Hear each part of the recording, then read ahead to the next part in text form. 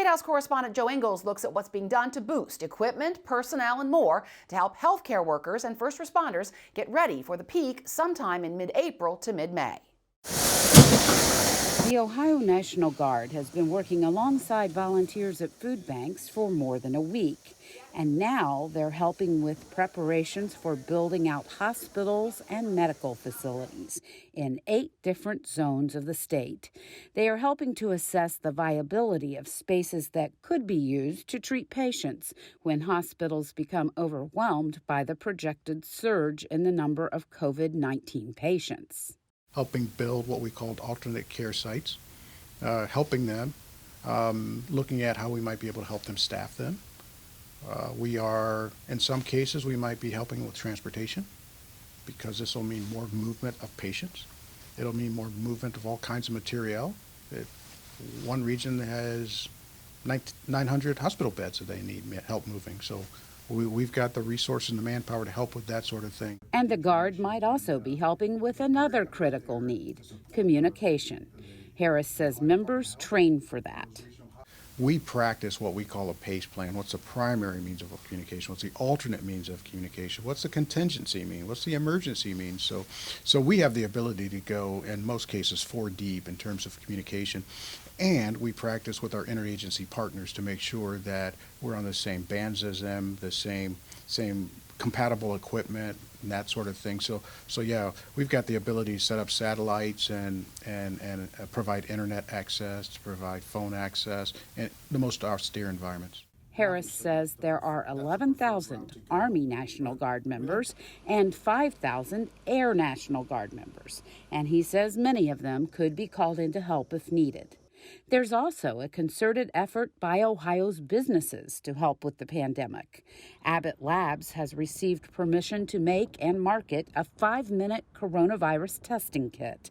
The company plans to make 50,000 of those a day.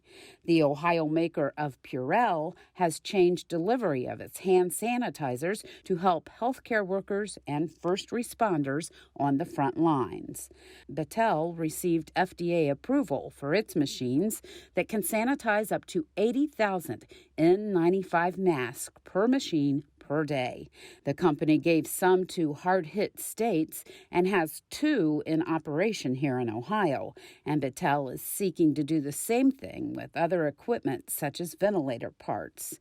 Healthcare workers are another resource in the fight, and a law passed last week allows medical and nursing students who have finished their programs but haven't been able to take state boards to go ahead and work on the front lines of the pandemic.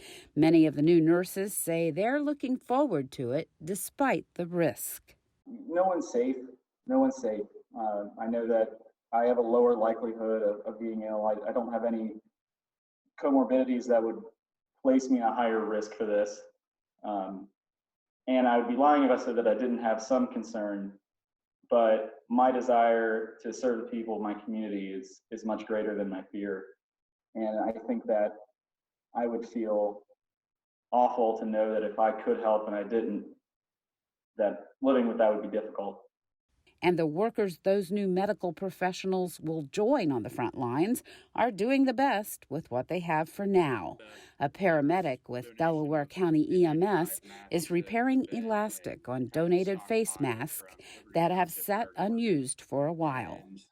Since they sat so long, the plastic that goes over your head became brittle, and we had to restring them. So I've spent probably the last 2 weeks restringing over 1,000 masks to make sure that our responders are covered with the N95 masks.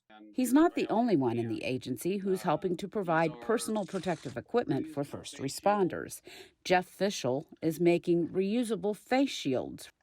They can flip up, but as you can see, this covers our eyes and our mouth. And an army of sewing enthusiasts around the state are helping by making face masks. And some fabric stores are giving away kits and providing customers with a web tutorial to show how to make them. They can be used by people who don't require the medical grade mask, including if federal guidance changes, and everyone is advised to wear those masks when going out of their homes. Joe Ingles, State House News Bureau.